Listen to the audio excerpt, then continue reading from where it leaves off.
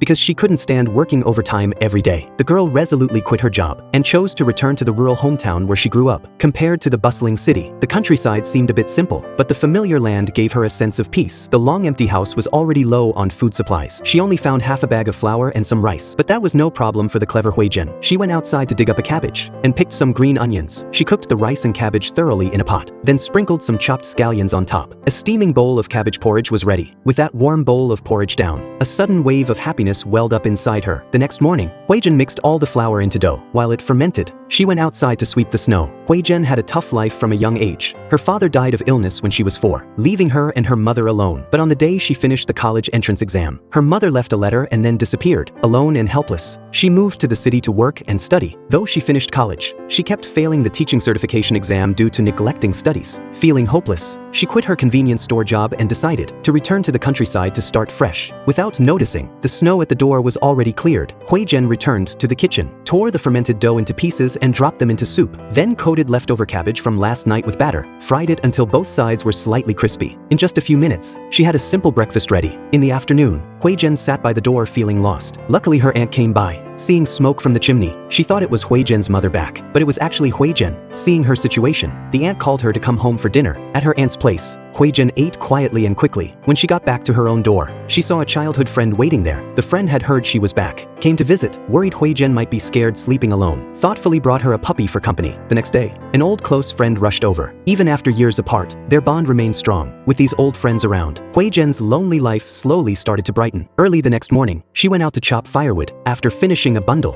Huizhen was sweating heavily and tired, making her crave the rice wine her mother used to make. She decided to get started. First steamed a basket of sticky rice. Once cooled, added yeast to it, mixed well with clean water, poured it all into a prepared container, sealed the bottle, waiting for fermentation to complete. After a night of settling, the sticky rice floated on the surface, meaning the starch inside was fully converted to sugar, just needed to strain it, and the delicious rice wine was done. Huizhen called over 2 friends, with some simple snacks to go with the wine. The little drinking table quickly filled with a relaxed vibe.